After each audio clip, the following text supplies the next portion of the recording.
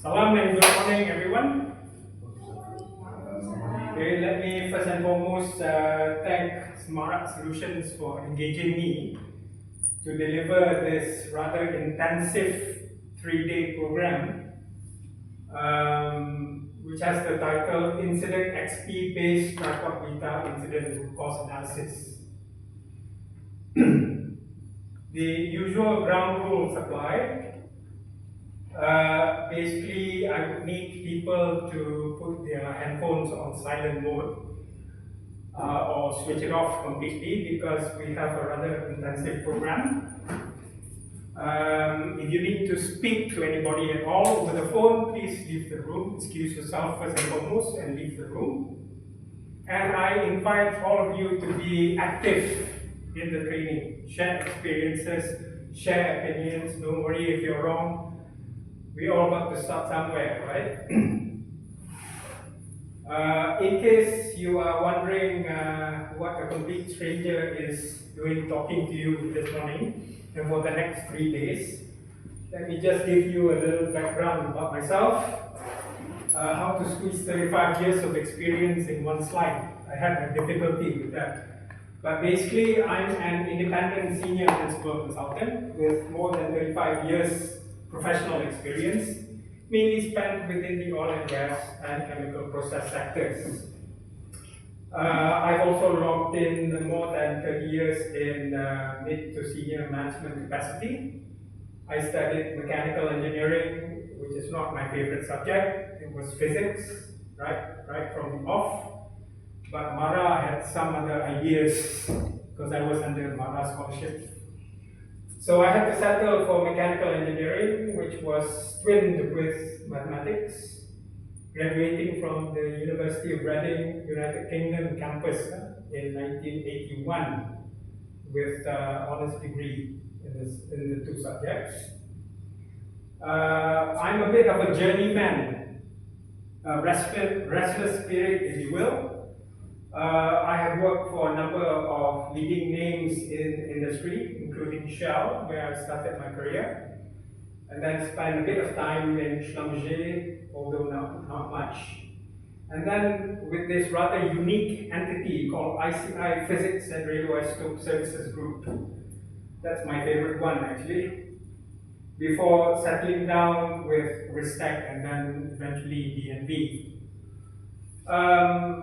Because of my journeyman status and restless spirit, I have actually logged up quite a broad experience in various fields, including HSC and risk management, which is my current vocation.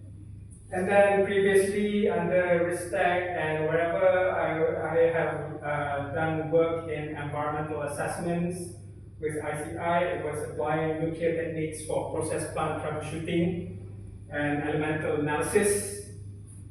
And because of my nuclear background, part nuclear background, I have also acquired experience in health physics or radiological protection.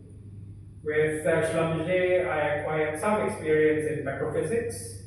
And when I began my career in Shell, I was asked to become a project engineer. Later on becoming project manager for the construction of a depot in Tanjung Gelang, Kuantan. I am a qualified and experienced barrier-based risk and incident management specialist. I am a partner of the Netherlands-based Wolters Kluwer and Ablon, which is the developer of the two software tools, Bowtie XP, which you will be using in Module 4 or Module 5 rather, as well as the Incident XP, which you will be using throughout the course of this 3-day training. And I have actually logged up quite a bit of experience conducting trainings such as this one, as well as workshops, not to mention consulting assignments for various people like safety regulators. Josh was one of my earliest clients, Department of Occupational Safety and Health under the Ministry of Human Resources, as well as safety regulators, I have also consulted for major companies in the oil and gas, petrochemical, edible oils, road transportation, aviation and aerospace, oil well services, maritime sector. So fairly broad experience, in the area of barrier-based risk and incident management. And I've done it in Malaysia, Indonesia, and Singapore. So currently I hold 2 certifications from Walters Kluwer and Amlong for the application of the Bowtie XP technique as well as the software. I am certified to advanced practitioner. I can go no further than this because that's the topmost rank. I am one of the oldest partners of Walters Kluwer and Amlong in the region because of my experience with Respect. So they have informed me that this advanced practitioner status is the first awarded to an individual or a partner within the Southeast Asia region. I think I'm the only one because they go by region. Americas, there will be one advanced practitioner. In Europe, there will be one practitioner, advanced practitioner, and so on and so forth. For the incident XP, I can only go so far as practitioner. I tried lobbying for me to be elevated to advanced practitioner, but they have since said that the scheme is currently on hold. Now, let me ask you what your, full names I've already got through your register, the register of participants. I would like to know why you are interested in going through this detailed 3-day course. Can somebody tell me? What about Daniel?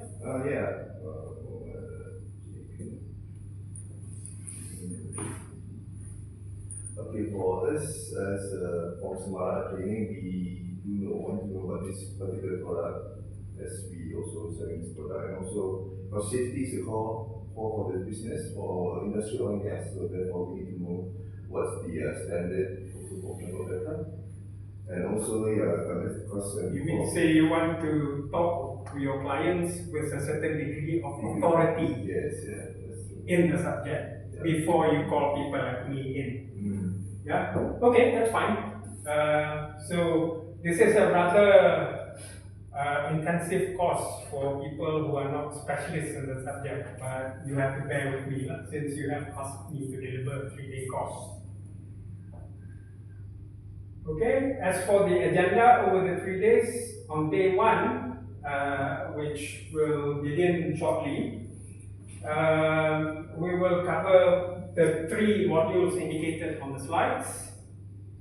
In module 1, after this introduction, we will go through, we will get a very brief glimpse of the incident fact-finding process with the view of establishing our incident timeline. The main takeaway in this particular module will be building your incident timeline. I will give you both a demonstration as well as an exercise for you to practice using the incident XP. Okay?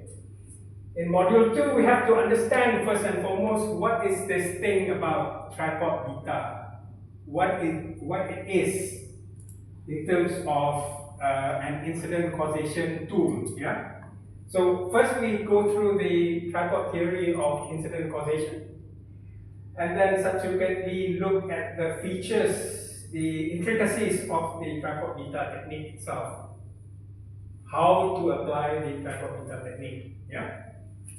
And then in module 3, we will subject you to exercises in earnest. Yeah. Okay. We will use the incident XP software from the timeline that we have developed in module 1, how to create a tripod beta analysis diagram. Yeah. And then in day 2, on day 2, it'll be all you guys. You have to use the incident XP. You've been given the trial licenses. We'll break you into 2 groups because yours is quite a small group. And then you select 2 exercises, and then you perform detailed analysis from A to Z. Okay? And then you will present your results for me to grade you how you perform in those exercises. It will be quite, what do you call this, an elaborate exercise or session. Because based on my experiences in conducting trainings of this nature elsewhere, I found that you really need to have 1 full day, if not 1 day and a bit, to finish those exercises. And then on day 3, we will go further than just analyzing incidents, analyzing root causes of incidents. We will venture further. This is an advanced topic, learning from incidents, in which we will link our tripod beta analysis diagrams to bow tie risk management models. And for this purpose, we will need to use the Incident XP software and the bow tie XP software, the 2 sister softwares, together. And this is quite an elaborate exercise. First and foremost, to show you how to create a tripod beta diagram from a bow tie model, from a bow tie diagram. It's a bit of a magic show here, because in the first day and second day session, you will learn how to create tripod beta diagrams in the traditional manner. From the timeline, you create tripod beta diagrams. But using the 2 software together, 2 software items together, we can transform a bow tie risk management diagram into a tripod beta diagram without further reference to the timeline, although the timeline is still needed. And then I will give you a quick demo how to use the 2 software together, and then we'll subject you to another round of detailed exercises. Okay? And then we will conclude the session after I give you a quick session on summary and takeaway. We will subject you to a test in which there will be 20 objective questions. A number of questions will be trick questions, because I like it that way. And then these questions will examine you both on the application of the technique as well as the software functionalities. So, best if you pay attention if you have not got previous experience in applying both. As for our learning objectives, okay, first and foremost, we need to understand the background to human errors and violations, which provide the basis for the tripod theory of incident causation. Secondly, we need to know how to storyboard our incidents by using the timeline feature in the Incident XP. And then through module 2, understand and apply the tripod beta technique, okay, which involves analyzing causation for barrier failures, or barriers that didn't perform the intended function of stopping an incident. And then as you practice away using the Incident XP as well as the tripod beta technique, hopefully you will acquire a certain degree of competency in building the both tripod beta diagrams as well as the timelines using the Incident XP software, so that you can demonstrate to your clients, yeah, how it can be done. And then in the advanced module, module 5, we will link barrier failures in the tripod beta diagram to bow ties. And then, as you will see later, the main advantage of using the Incident XP is that you don't have to manually create reports. The reports will be automatically generated in the software. Right, let's start with module 1.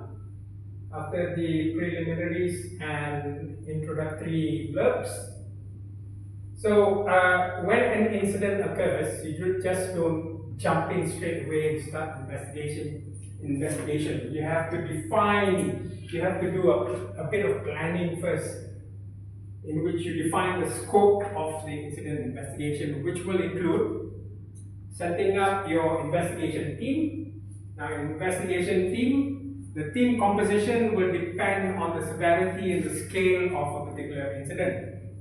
But generally, it has to be composed of people with background experience who have encountered a similar kind of incident before in the past, as well as being open-minded, yeah? And the team should be led by a similarly open-minded individual, usually a supervisor or line manager, okay? And he needs to be impartial because he is leading a team, so he cannot be leading with any particular individual in the team, yeah? And then he needs to desire to stop further recurrence of the same incident in future. And then deciding what the mandate or level of authority the team will possess in the course of conducting the investigation. And then deciding any investigation cannot be open-ended, okay? You have to decide when it will end somehow or other, okay?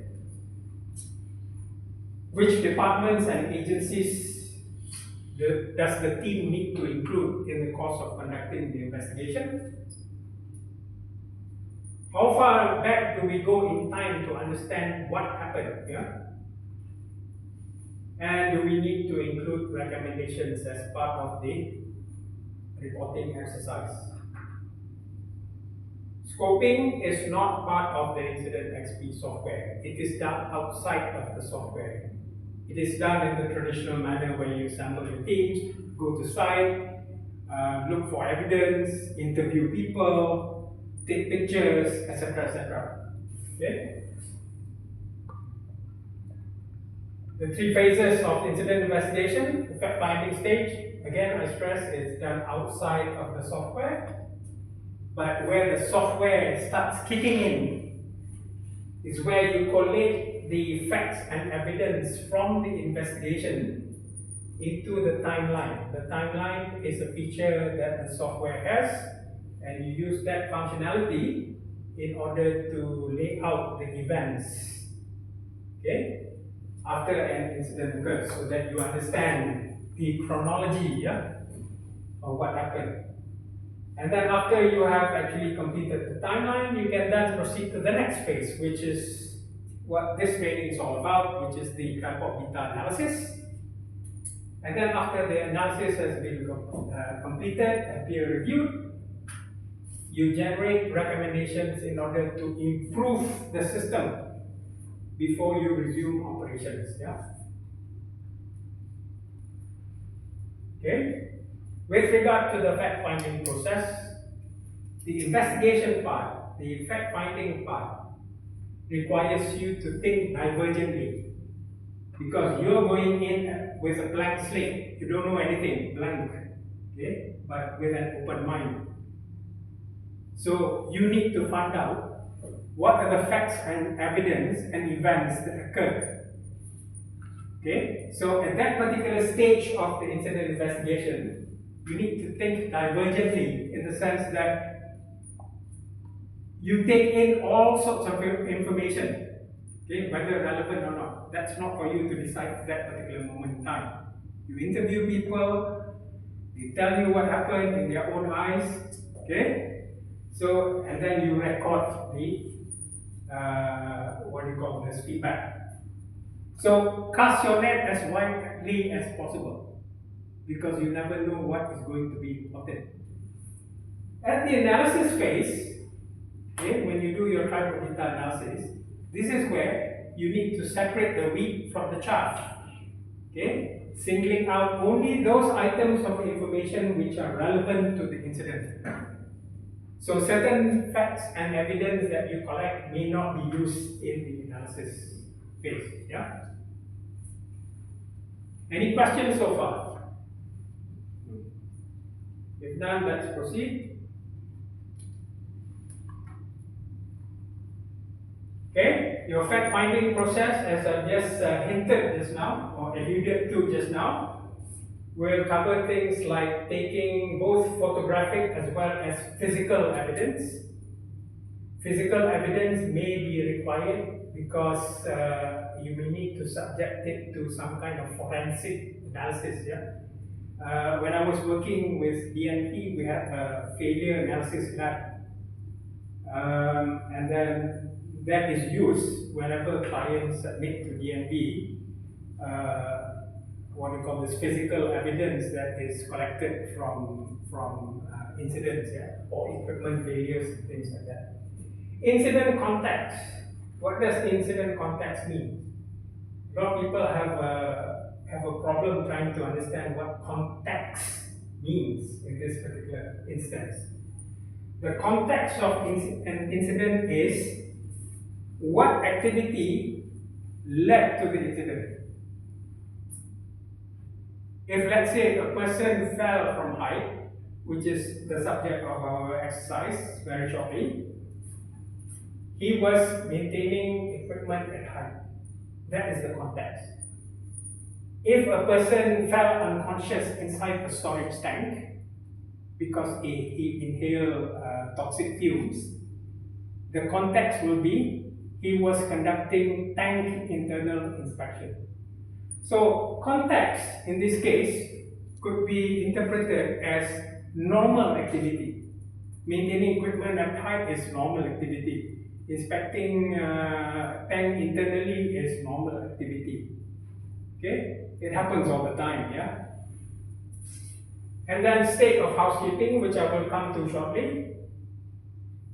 And then conducting interviews. That's another way of for you to find out facts associated with a particular incident. Onlookers, bystanders, okay, expert witnesses, and so on and so forth. And then investigation. This is the part where you collect evidence. Okay, you need to go through your bunch of documents related to that particular incident or related to the context just now. Okay, if you have tank internal inspection, okay, what documents can be produced? Maybe there's a work instructions, work order, or something like that requiring that person to enter a storage tank. And then there will be maintenance, equipment maintenance logs, PTW forms. PTW stands for permit to work, as I'm sure you might be familiar with. And then the risk assessments, the JHAs, the procedures, the plans, the emails, everything, yeah, associated with the work. So the key considerations when completing the fact-finding step include, okay, remember that you are on a fact-finding mission, report the facts only. Do not speculate what the causes may have been, and do not attempt to speculate what corrective actions might minimize recurrence. In other words, the last two bullet points, do not analyze when you are out there fact finding. Okay, just collect the facts only. That's what you need to do. Okay. Okay, with regard to housekeeping, compare the picture on the left with the picture on the right. Sarah, can you tell me where do you think accidents will most likely arise? On the left. Yeah. So these are clues which emanate in the course of you conducting your fact finding. It gives you a hint why that person fell, why that person tripped. It's because of poor housekeeping. Yeah? Because the work site was not as pristine as the picture that you see on the right.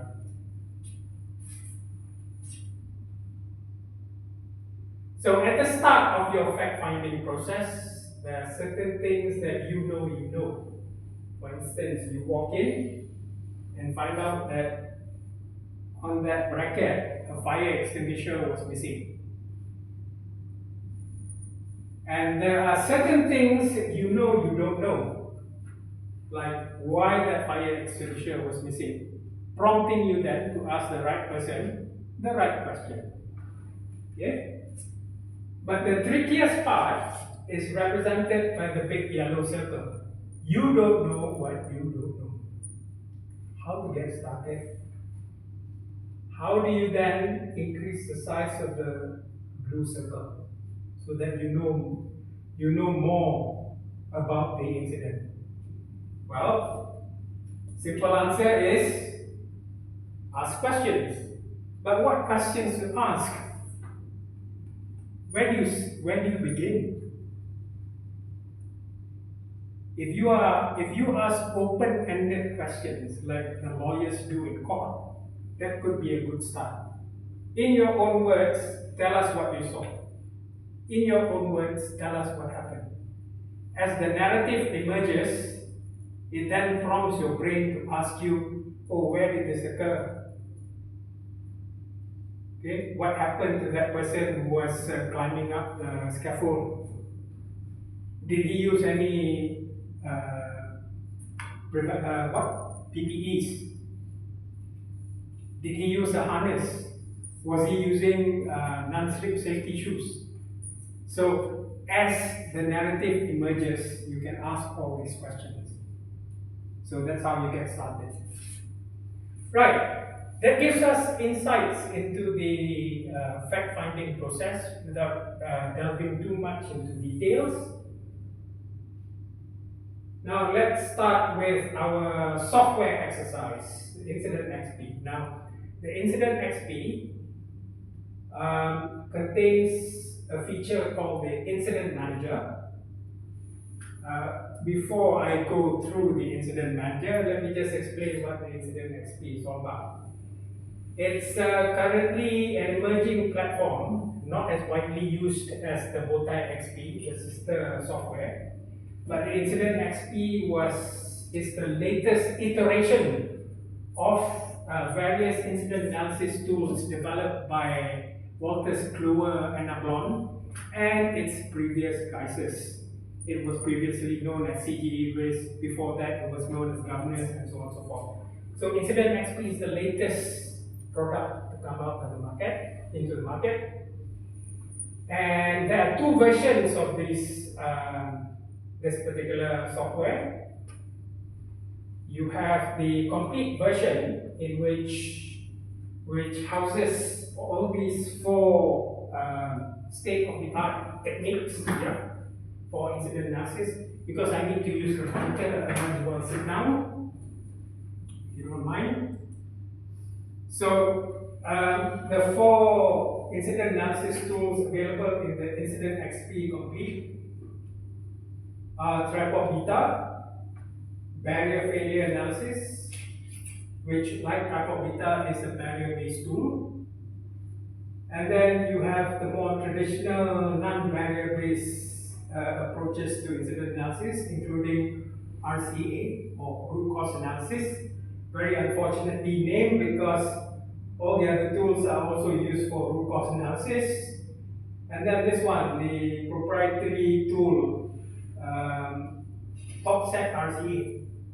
So these are the four tools available. Just a few months ago, we had another tool called BSCAT, but BSCAT has been sunsetted by Wolters Kluwer and Ablon, which means to say they no longer offer BSCAT in the Incident XP. The standard version of the tool enables a particular user to request which one of these tools they want to use. So people like Petronas, for instance, they favor the use of tripod beta. So they only need to purchase the Incident XP standard with tripod beta. There have been other companies using BSCAT as well as BFA. So they can likewise request for a standard version, but only with BFA or even topset RCA and RCA. There are also other companies that I have trained and consulted with, which have purchased the complete version of Incident XP. That means to say they are able to use more than just one tool, yeah, for their incident cost analysis. And you will find out later that some of these tools have been created for specific types of incidents, right? And you may not be using just one tool for everything, for even the simplest incidents. Many companies tend to have different tools for different types or classifications of incidents. Okay, so we will concentrate on the tripod beta version of the Incident XP, which is the Incident XP standard. Now, in the Incident XP, there is a feature called the Incident Timeline. Let me just now get out of this and demonstrate you the software straight away.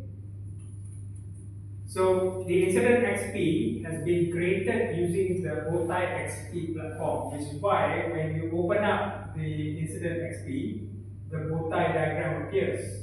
In order for you to use the incident part of the software, you need to either click this node here, Incident, or use this Incident Manager.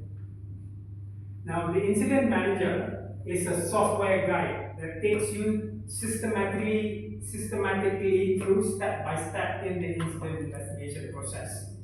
Okay? Now let me start first and foremost to show you how to register an incident in the Incident XP. You can either click this button here, or you can right click, okay, on the incident node and select new incident. Okay, let's try this one. So as soon as you create that, this pop-up editor appears where you register your incident. Okay, let me give an incident. A lot of companies have codes for their incident. So let's say this one is Inc-2. And then the name of the incident is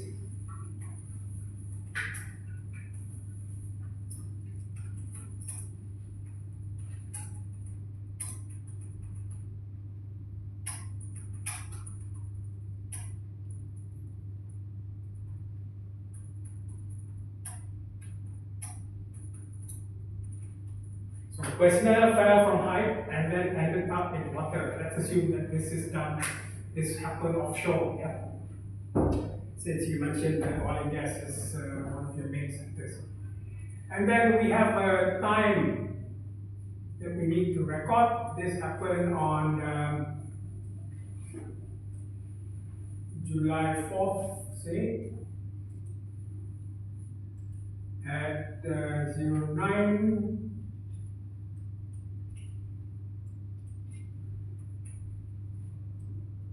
9:30 a.m. in the morning. Sorry.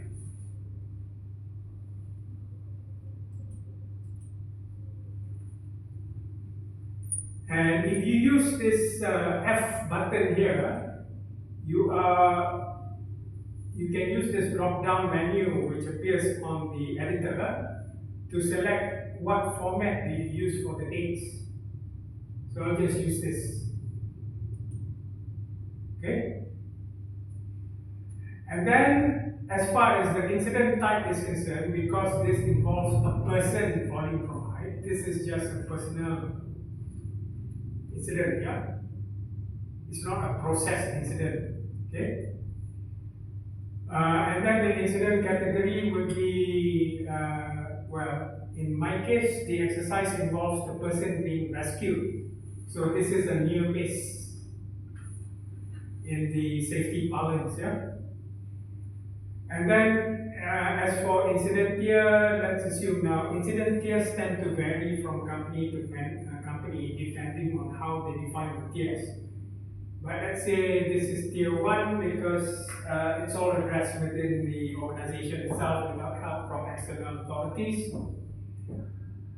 And then you have this magical functionality here, the map of the world. If you bring your cursor then near Malaysia somewhere, which is here, it tells you that it happened offshore at a certain latitude and longitude. Now, some people say, can I just enter my own latitude and longitude? I tried it once for a location based in Port Dickson, and what resulted on the map was a location just outside of Sumatra, just offshore Sumatra. So that may be inaccuracies associated with the GPS. Yeah? So if I then say OK, then the plot plan. The plot plan is a map of the worksite. Sorry, this thing keeps on merging.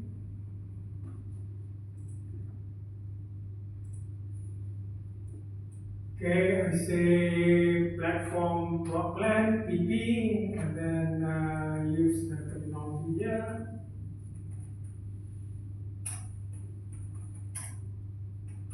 This is a plan of the worksite. Yeah?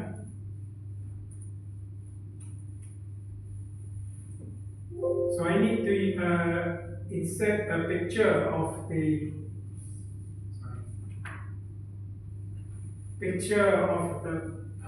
site, okay, a plan of the site, and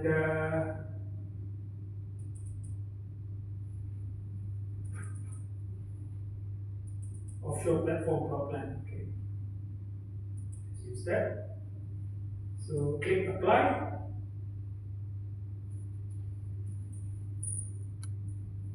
And then here you record personnel,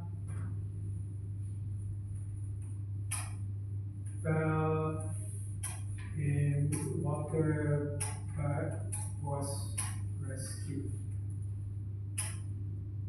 near miss. And then here you enter the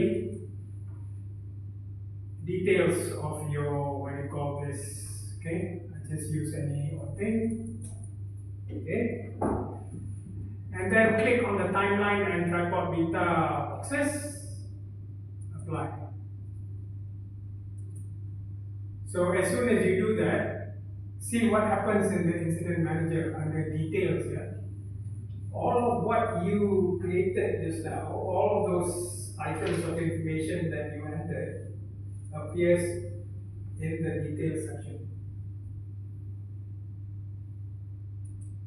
And this is not the end of the magic, because what happens later when I show you how, after we've done the tripod beta analysis, when we generate the report, this whole thing will also appear on the report. Okay?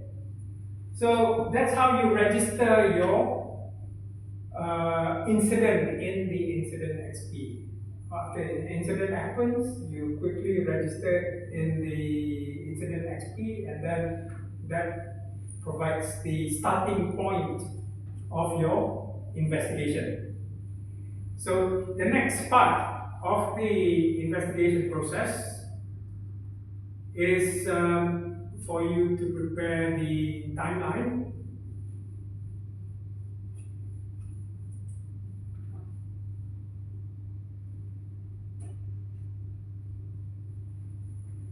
Okay, when you go through your exercise afterwards, don't worry, because there are a few slides in here which I won't bother going through, which tells you how to fill up the details inside the incident manager. So once you've done that, how to use the map, global map, okay, and then out comes something similar.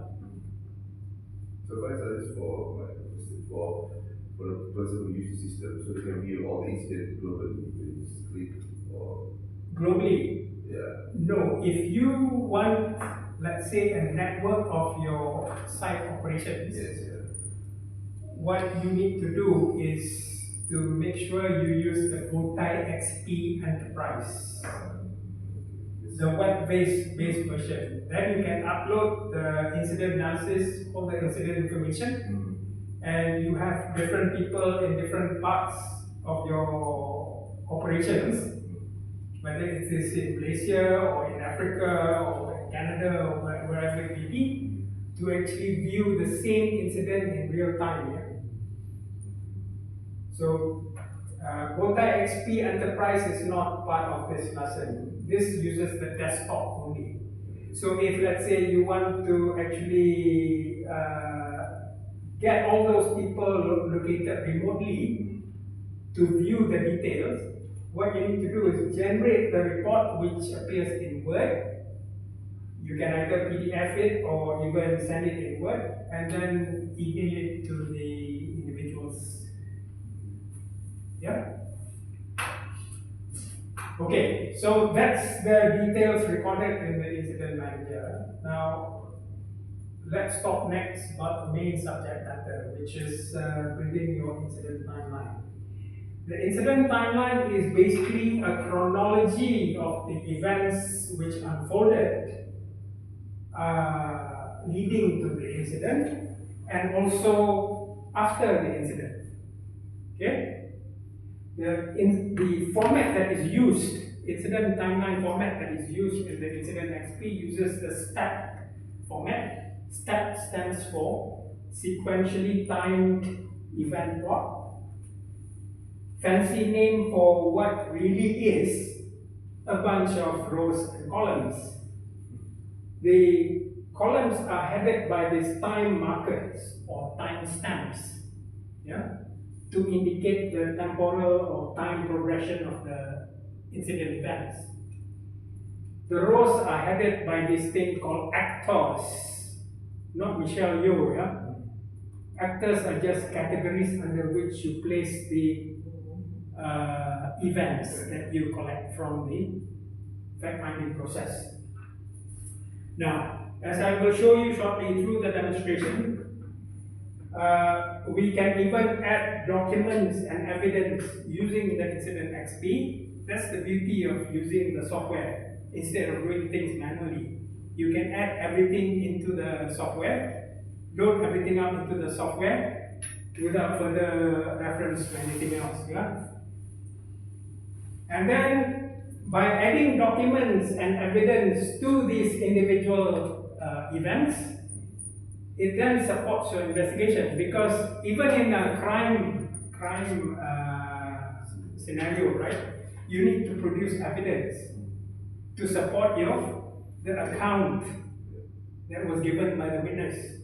So it's a bit like that. Think of it as a crime scene investigation, yeah. And also you trying to piece the puzzles of what happened. So I like incident analysis very much because for people who like piecing together jigsaws, they like doing this. Although it's not encouraged. If you piece too many jigsaws together, or different parts of different jigsaws together, that means to say you have too many incidents. Which means to say your HSC or process safety management system is not working, not functioning. And once you have completed the timeline, it allows you then to go to the next phase, which is the analysis phase. So let's see how we prepare a timeline. Yeah? And for this, I'll give you a complete demonstration. Okay? And the timeline exercise that I have prepared here is a maintenance technician assigned to repair and service an item of overhead equipment, ascended a scaffold platform made slippery by heavy rain overnight. He slipped, broke through a scaffold barrier, and fell into the water. This is offshore, yeah? He was subsequently successfully rescued. So this is a near miss, okay, near event. There was no injury, no death, no nothing. Yeah. So using the incident XP, build a timeline with timestamps, actors, and events based on the incident progression table in the next 2 slides. Okay, let's go through the incident progressions. Okay, you conduct your investigation. This can also be interpreted as a timeline, but it's better it's all transferred into the incident XP. So the investigation also revealed that some weeks before, order had been placed for new stock of non-slip safety shoes and safety harness, but delivery was delayed because the supplier had no stock available. And then on the 3rd of July 2025 at 10 p.m. at night, heavy rain started to fall. And the following morning at 5 a.m., rain finally stopped. Scaffold floor was in a slippery state. The scaffold inspectors and housekeeping personnel were unavailable. They were deployed at another urgent job elsewhere on the platform. Yeah. And then, because there was no inspection of the condition of the scaffold floor, no anti-slip matting was placed on the scaffold. So that's already a sign here. Okay, at 6:30 a.m. on July 4th, PTW, JHA, toolbox stock, etc. were conducted on repair and servicing of an overhead equipment. Imagine that the overhead equipment is an item of communication equipment that needs to be repaired quickly, otherwise you cannot communicate with your HQ or mainland or something like that. And then at 8 a.m. finally, maintenance personnel climbed on scaffold to repair overhead equipment on an urgent basis. He wore shoes with worn out soles, again another hint, and worn out safety harness. At 9:30 a.m., the same personnel slipped, broke through railing, and fell in the water. And then what happened was there was a watchman on duty, and then the watchman alerted the ERT, the emergency response team, resulting in the personnel being successfully rescued at 9:40 a.m. Okay, the timing may be illogical, but this is just an example, yeah. And then finally at not so quick but maybe by 11 a.m. the rescued personnel was subject to medical checkup, which gave him the all clear. Right, so that's the incident. Now, how do we then transfer this onto the timeline?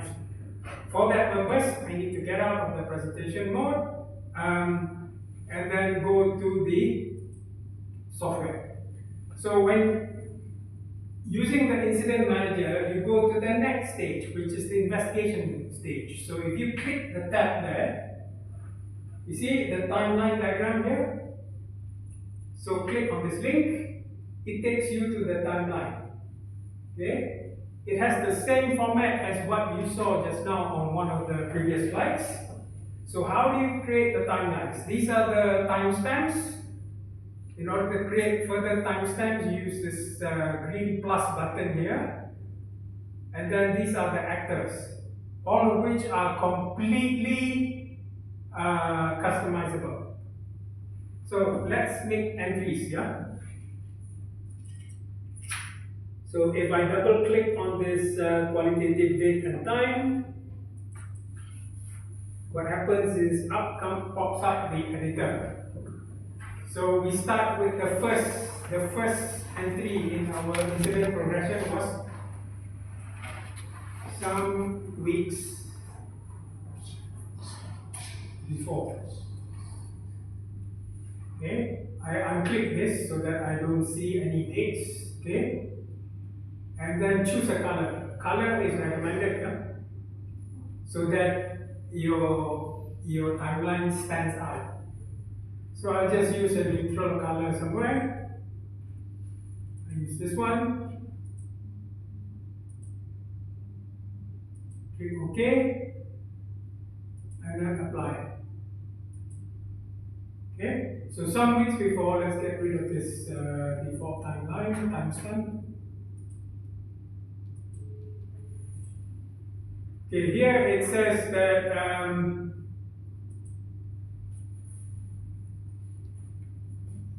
let me go to the slide with all the entries. It's hanging right now. Okay, if it's hanging, just can somebody read for me? What was the first incident progression? Order has been placed. Order had been placed. Order had been placed for new safety shoes, right? And safety harness, but delivery delayed. So that is part under organization. Okay? So if you need to create the next timestamp, you click on that green button just now. So the date was 3 July. 3 July. Use this calendar. At 10 a.m., right? 10 p.m. 10 p.m. So that's 22.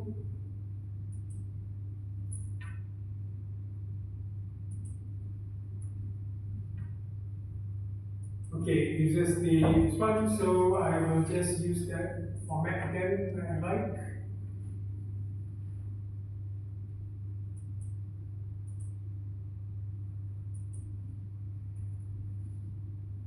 And then use colors.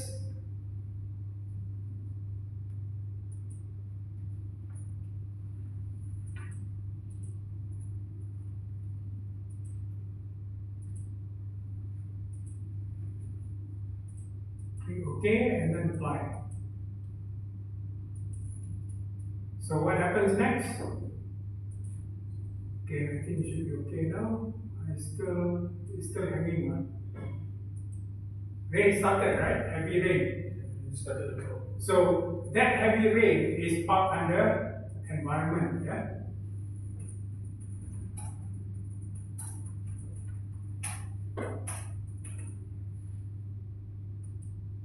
Okay. And then the next day, from July.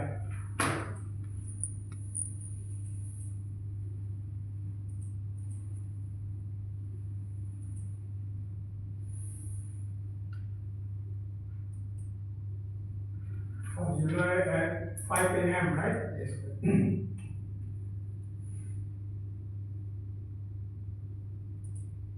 We choose a color.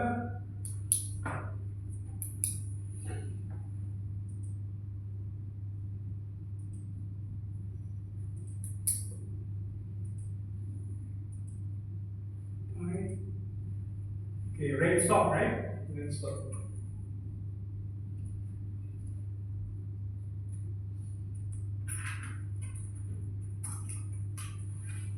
So something else happened as well on that same thing, scaffold. From last week. Okay, that one I will change technology to scaffold. And then here we say scaffold floor was in a slippery state. Okay? Anything else? Inspector and housekeeping personnel were That comes under organization, yeah? Inspectors,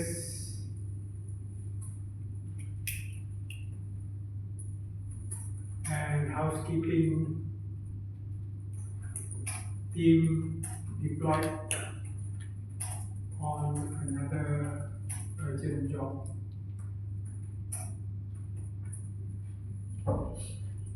Okay, what else happened? no anti-slip backing was placed. Okay, so that comes under scaffold.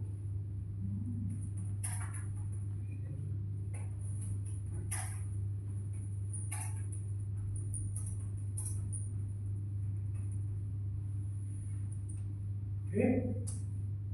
Then we go to the next stage, which is at 6:30 p.m., right? 6:38. 6:30.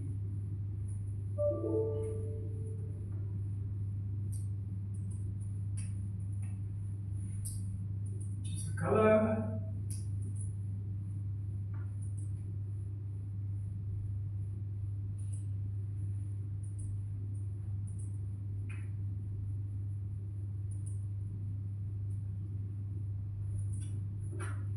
So what happened? I think we had some meetings, right?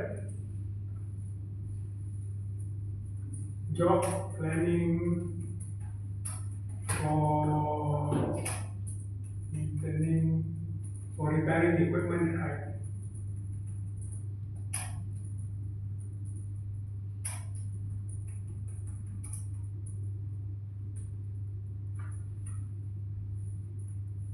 Oops.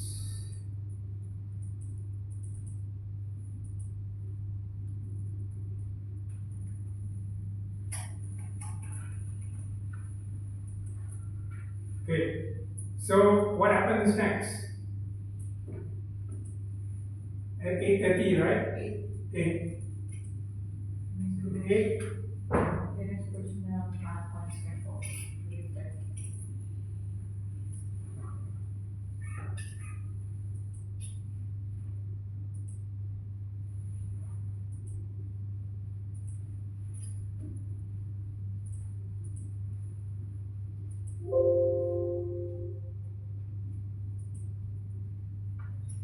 Man on scaffold, yeah? Okay, maintenance personnel on scaffold.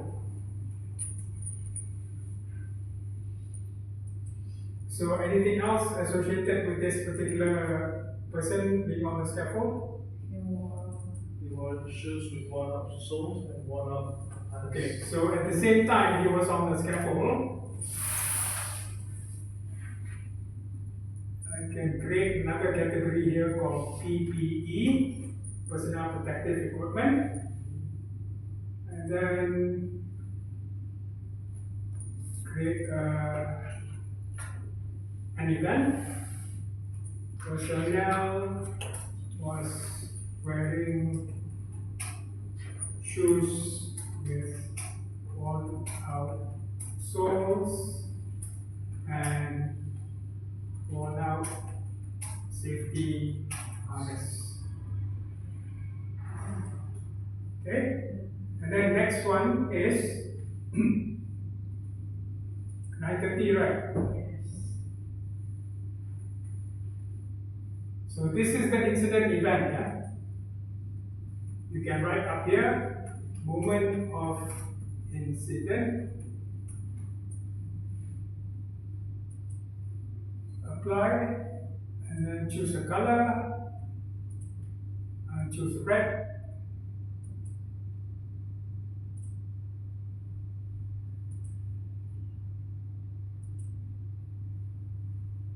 Oops.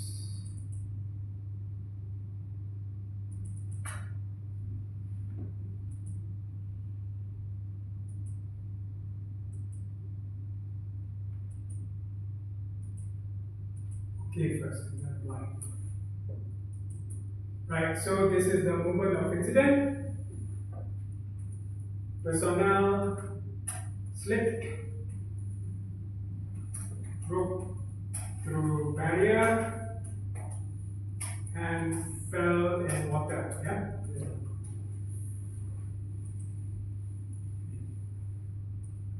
Next. 9:48.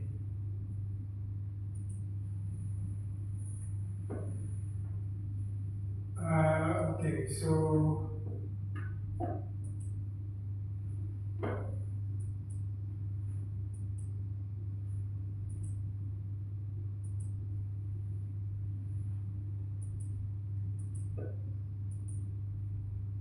here we have water rescue operations, right? So here what I can do is I can create another category called emergency services,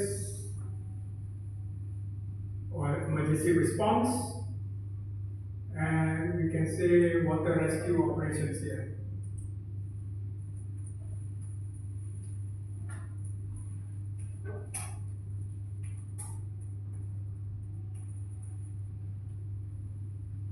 And then finally, he was given a medical checkup and given the all clear, and that's at 11, right? Yeah, I changed it to 11. You cannot do a medical checkup within 10 minutes. Okay, so let's give it a dark green, all clear.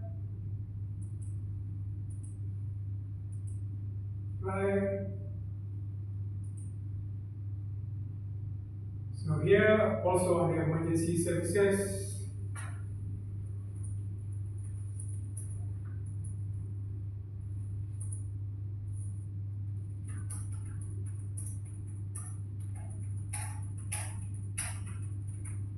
maybe okay.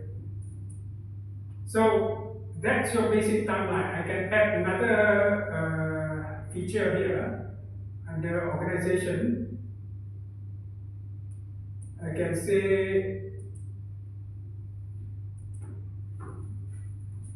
watchman on duty alerted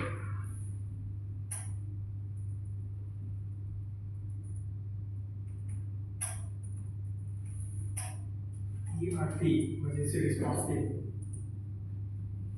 Okay, so these are the events based on interviews, based on witnesses and things like that, right?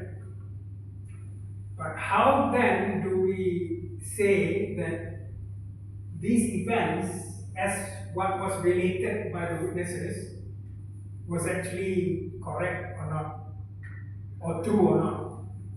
This is where the evidence comes in. So the evidence is created by linking, by using the document links. If let's say you have, you start with this particular one, order had been placed for new safety shoes, safety harness, but delivery delayed. Okay, you create a new document link group called doc, standing for documents. This is just the placeholder, yeah?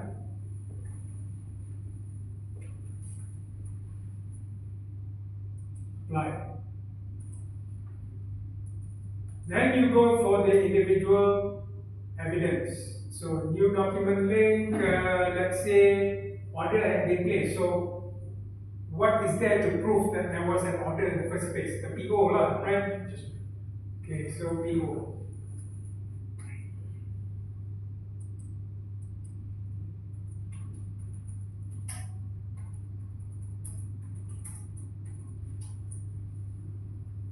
So we then browse through our attachments, see whether we can produce the PO. There you are. Right? And then maybe the equipment inspection checklist can also reveal whether there was the order had arrived or not. Yeah? So I can also attach checklist.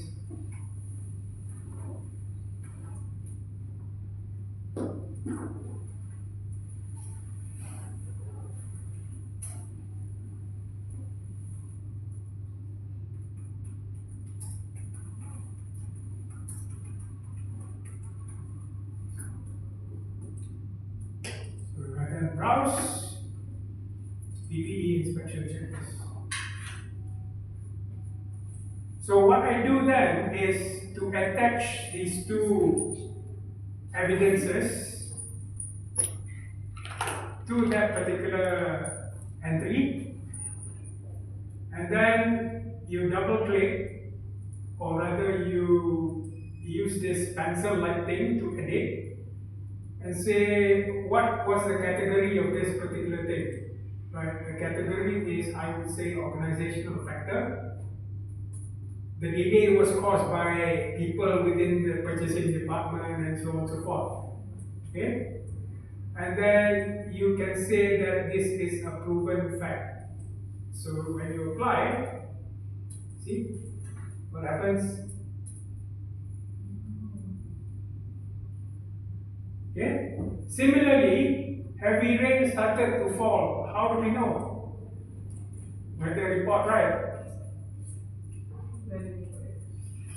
So you can attach your WR, which is your weather report.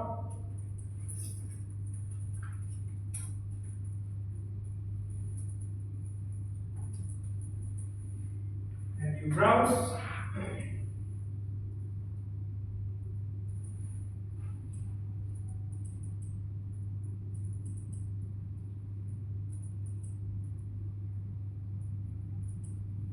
So you've created weather report, you can park it under this particular event. Same thing as this particular event. So in the case of the weather report, you can now say for sure that rain started at 10 p.m.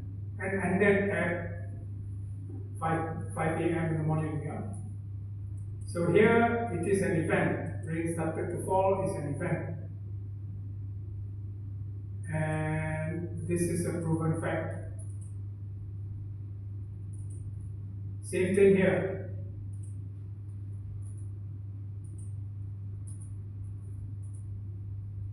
Rain stopping is an event, and that's a proven fact. Okay, inspectors and housekeeping, we'll come to that later. Can't spell. Housekeeping should be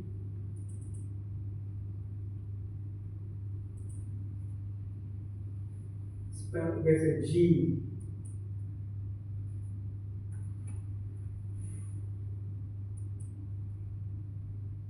Okay, job planning. Okay, job planning involves a number of things. It involves things like your JHA. Okay. Sorry. It's not connected to the internet. So JHA. JHA register.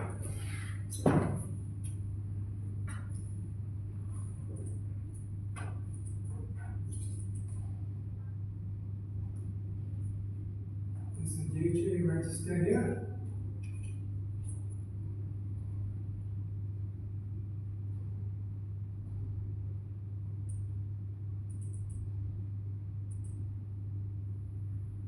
And then you also have procedures.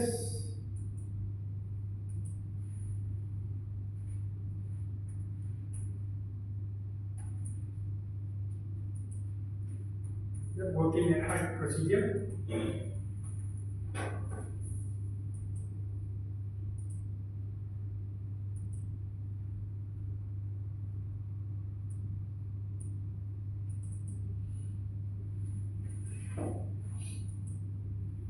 And then you also have your, I think, PTW, the permit to work.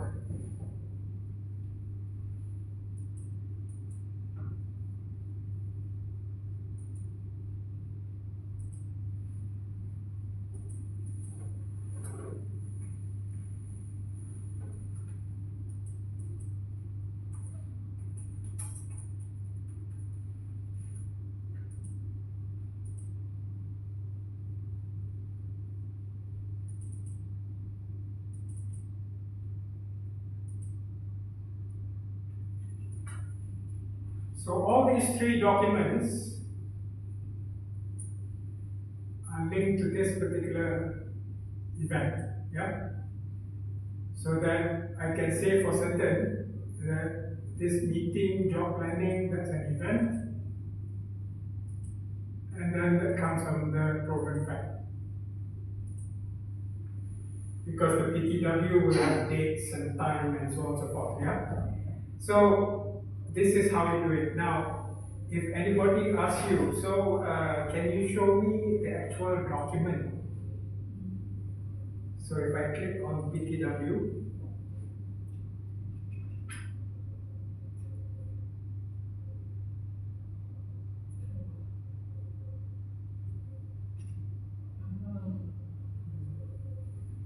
the document. So you don't need to go anywhere else and produce a document to show to your management. It's already there on the Internet XP. So if you want to show a weather report,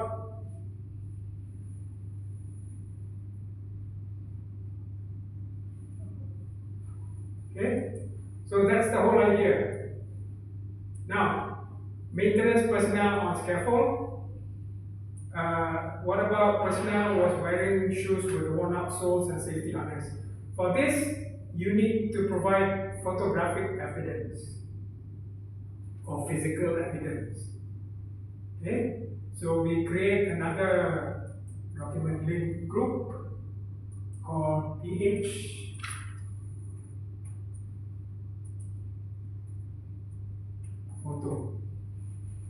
photos, right? And then we can start with worn-out safety shoes.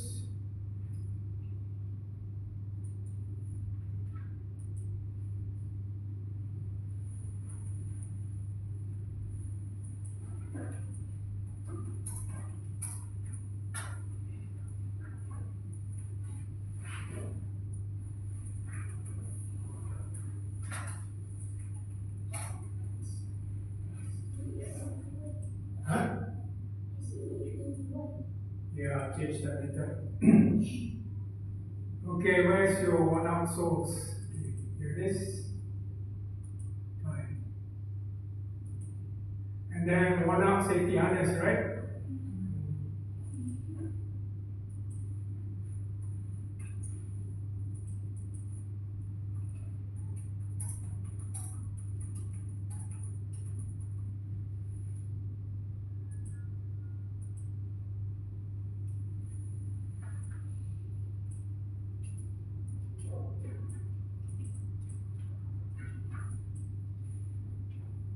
Okay, so both of these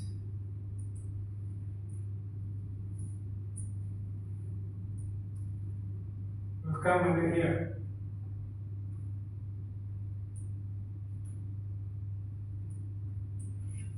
So that if you click worn-out safety harness, there you go. If you click on the safety shoes, that's your evidence.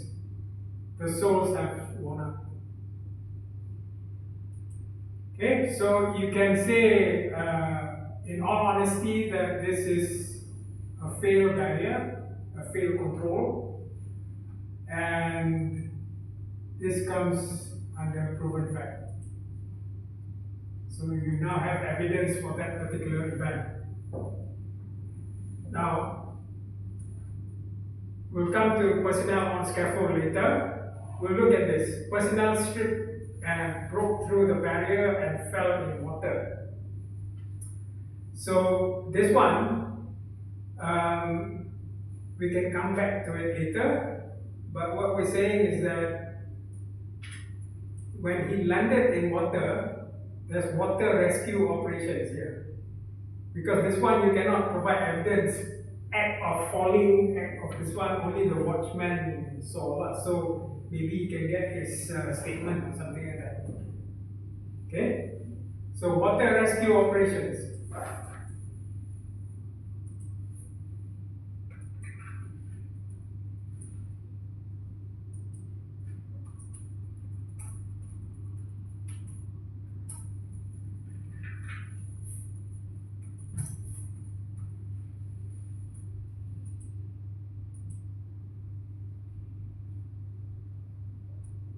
Rescue.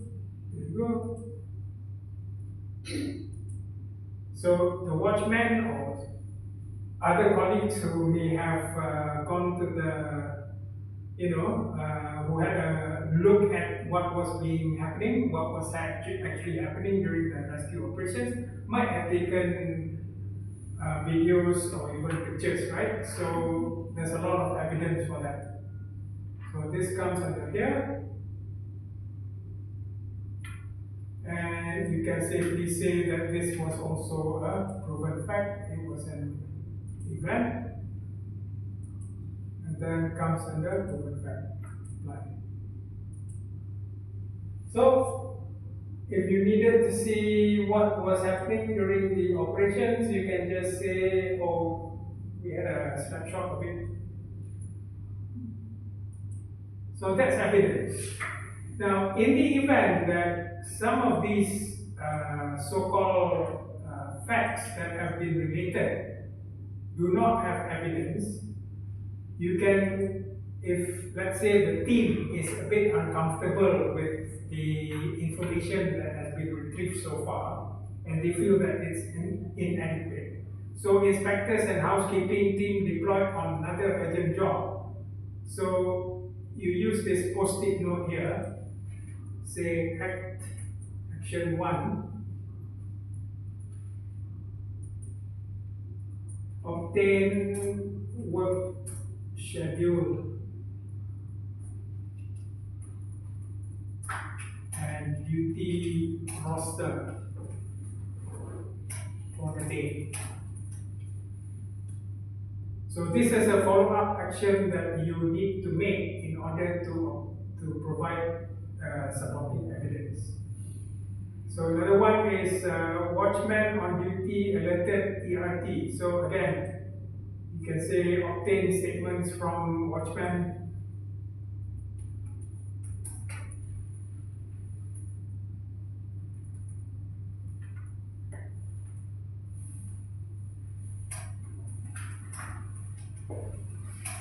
And also the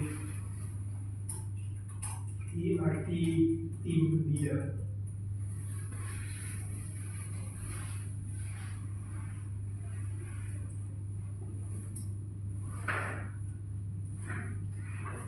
You can do the same as well for medical. Medical here, check up, give the all clear, you just obtain the medical report. So now that completes this one. But here I can say personnel slipped, broke through the barrier and fell in water. Again, another evidence here. Guardrail. Broken guardrail.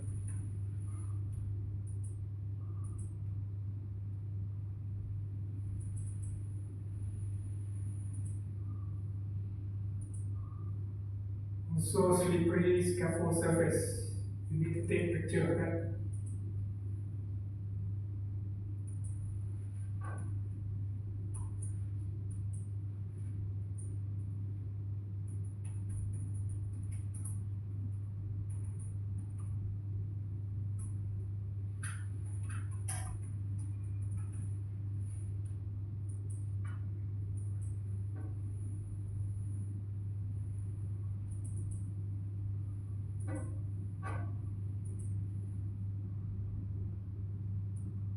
So scaffold surface we park under this event.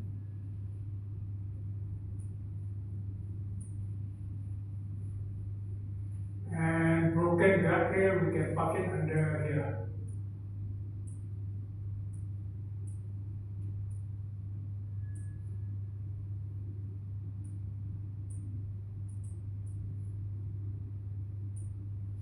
So that completes our timeline, and then you can add the confidence level as well as whether it's an event or whatever it may be. So now we're ready to go on to the next stage. This is how we make use of the. So one look at the timeline can tell 1,000 stories, or the main story as it unfolded. Yeah. So, any questions before I set you on your way to the exercise?